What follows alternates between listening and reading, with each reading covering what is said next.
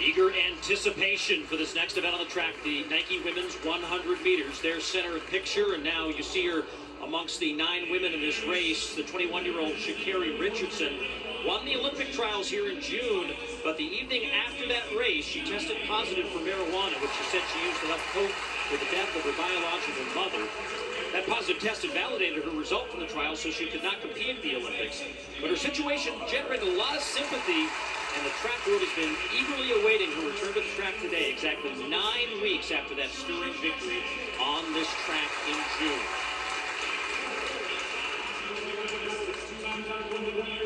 And let's look at the field going up against her. The world champion, Shelly-Ann Fraser-Pryce, part of that Jamaican podium in Tokyo. Nobody has a better collection of 100-meter medals. She has medals from each of the last 4 Olympic finals. Here is Sha'Carri Richardson, number 6 all time. She has 1 loss this year at 100 meters. That was in Gateshead back in May.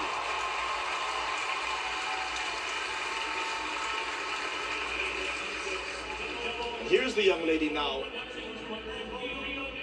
The fastest woman alive, Elaine Thompson, 10.61, pointing at the clock into a headwind to win the Olympic final in Tokyo.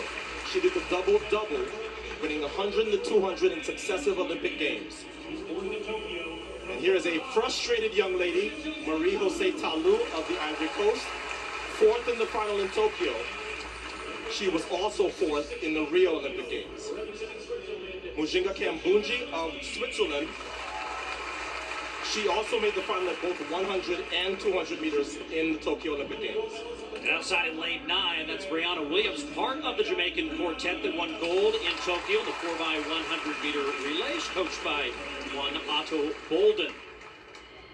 She's the youngest in the field at 19, but this is the showdown that everybody was expecting in Tokyo. The entire podium is here. Shericka Jackson 3rd, Shelly-Ann Fraser-Pryce 2nd, and on the left there, Elaine Thompson, the gold medalist in both the 100 and the 200. And they've put Sha'Carri Richardson in the middle. 9 talented women on this track right now, but the world thinking this is Richardson versus the Tokyo podium in the women's 100.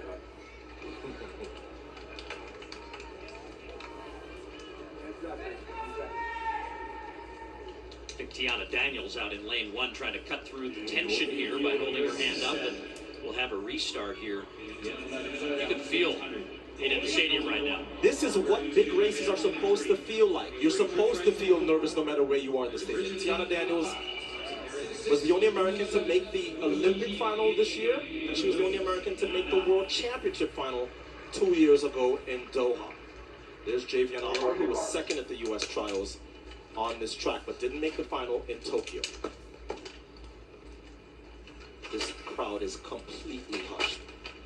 Richardson said she didn't think that she would be nervous coming into this race, but wants to perform well, and she is sandwiched between the 2 greatest Jamaican sprinters ever.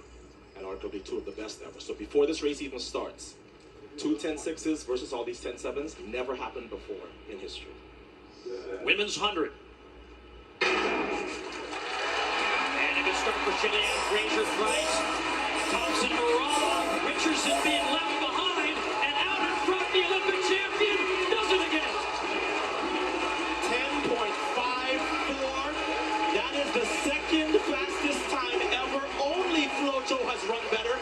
And the Olympic champion reminds you why she is the twice now reigning Olympic champ. That was an amazing 100 meters. She made it look easy. No contest. What happened to Sha'Carri Richardson? So the Olympic podium comes to Bree and duplicates their finish there. Thompson first, Fraser-Pryce 2nd, Jackson 3rd, and it's Tiana Daniels with a big step up in form to run 10.83 for 4th. So here is Elaine Thompson.